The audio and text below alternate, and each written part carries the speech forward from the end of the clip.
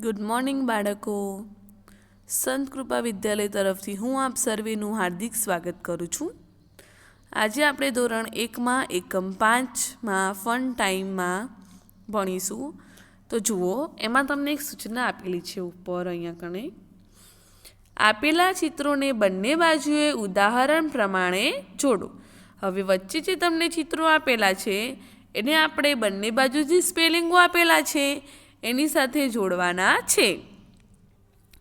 એક બાજુ જે સ્પેલિંગો આપેલા છે એ તમને પહેલી એબીસીડીના છે અને બીજી બાજુ છે એ બીજી એબીસીડીના સ્પેલિંગો આપેલા છે.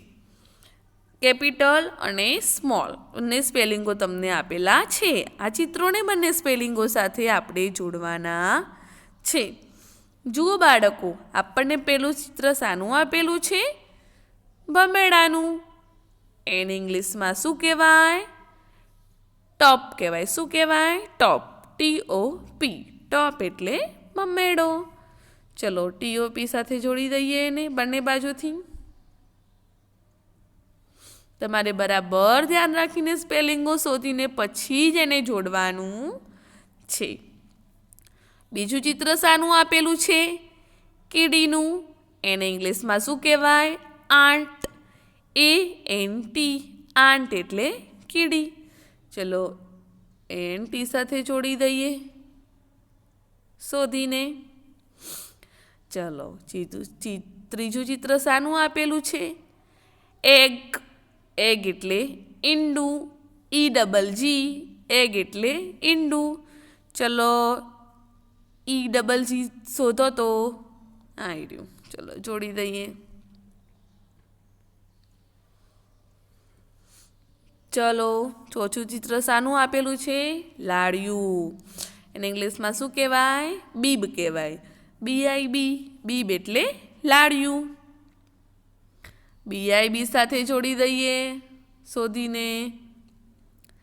ચલો પાંચમું ચિત્ર શાનું આપેલું છે? વેબ. વેબ એટલે ઝાડું. ચલો WEB. વેબ સાથે જોડી દઈએ.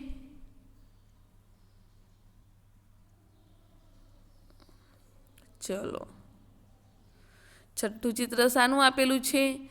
બસ. BUS. બસ. એ તો બંને બાજુથી જોડેલું જ છે.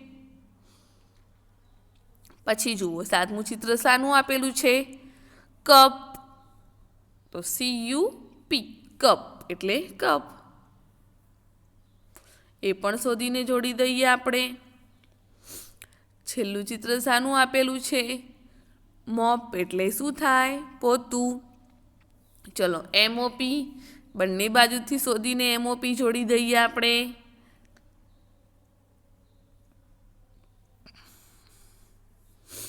તો જુઓ, તમારે પણ તમારી ચોપડીમાં આ જ રીતે જોડકા જોડવાના રહેશે. બંને બાજુથી સ્પેલિંગો શોધીને પછી જ તમારે જોડકા જોડવાના છે. Thank you.